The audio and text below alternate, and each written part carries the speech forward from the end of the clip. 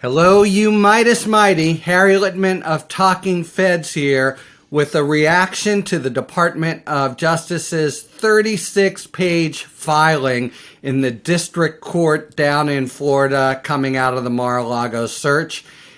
It's a doozy. Let's see. So just to review the bidding briefly, remember Trump files a separate motion in a separate court, the district court there, where he draws a Trump appointee, asking that judge to reach down and appoint a special master in the proceedings now in front of a magistrate judge, the same person who did executed and approved the search warrant. So one more huge self-inflicted wound by Trump. Every word he's put to paper in court has wound up really rebounding against him.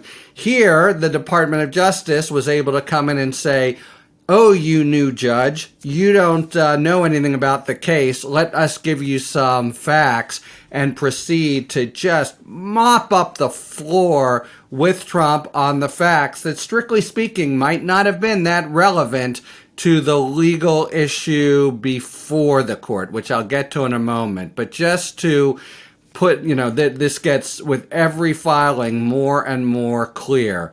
So, again, he takes stuff as he's leaving. The archives know about it and are worried, but they can't stop him. It's 4 months later till they ask for it back. 8 months of dithering. And now we are in January 2021 when, after the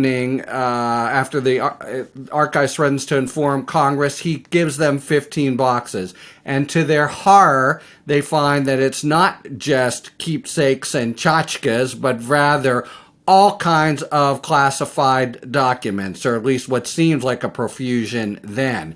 They, therefore, the archives immediately want to let, as they have to, the Department of Justice and the FBI know, classified documents have left the premises. 4 months, however, of forbearance, back and forth. Trump says, we want to check for executive privilege, until finally Archives puts its foot down and says, no, we are telling DOJ and FBI. They do. DOJ and FBI are astonished and horrified as well, and they serve a subpoena. And the subpoena says, among other things, give us all the classified documents. And there's a visit where they go down and get a whole nother cache of documents. They want to look around at the time, but the Trump people won't let them. They say everything's in the storage room. Here's everything. They sign an affidavit. A woman who we're going to be hearing about, Christina Bobb, signs an affidavit saying, we've had a diligent search and given you everything. Then they are able to find out through human sources and surveillance video, and this is really where the filing is dramatic last night. They've been moving boxes around. They're not just in the storage room, and apparently human intelligence, a number of witnesses, as they put it, say people have been moving things, etc., and not storing them right. Then is when they serve the search warrant. And now we find out they go down there. Within a matter of hours, they get twice as many classified documents as Trump had produced, and then attested everything is all finished. They include all manner of classified stuff. There's a phenomenal picture that's, makes your head spin if you've ever dealt with top secret documents, of documents just strewn on the floor among personal effects. Speaking of personal effects, remember the thing about the passports? Well, guess what? There are some top secret documents they should have turned over in Trump's desk drawer, 3 of them. What else is in the desk drawer? A passport. They seized that. Why? Because it is valid, important evidence to show he knows about those documents and he's the one who, in fact, took them. So all that comes out in the facts in the search, just all manner of absolute brutal concealment and obstruction and a false attestation by a Trump lawyer. All right, now to the legal position. Trump had said, we want a special master to go through all these documents. Why?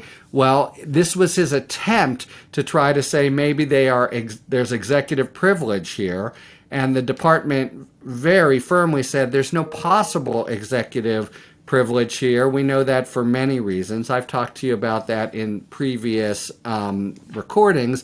But in addition, guess what? The department says he has no right to these whatsoever. He has no possessory right in these documents, so he can't even bring this motion. He has no, what the lawyers call, standing, so that's the first reason that you have to get rid of it. In any event, the only possible need for a special master would be for a very small subset of attorney-client privileged documents that there might be among there, say things from Trump to Giuliani or Trump to this woman, Bob.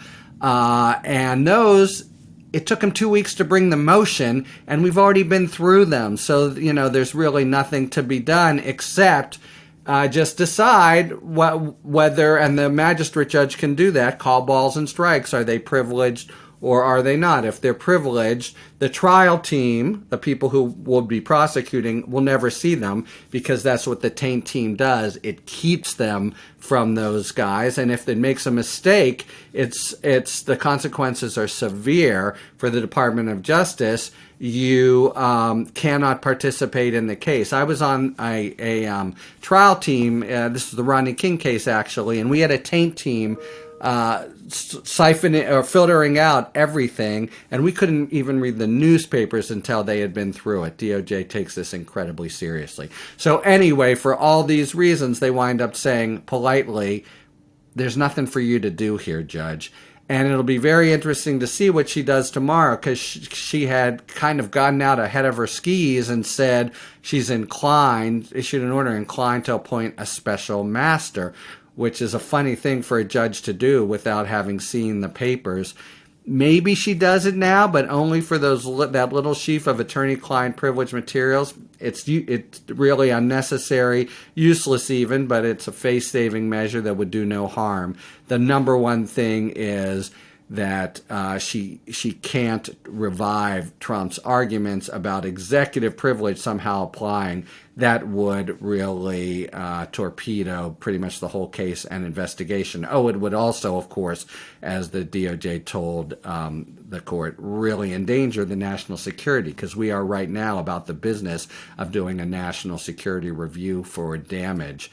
And if somehow those were given over to Trump or kept from the federal government, they wouldn't be able to do it. I mean, the basic notion here is it's the executive branch getting these documents back. They belong to it from a former member of the executive branch who is a citizen and has no more entitlement to any of these documents than you or I.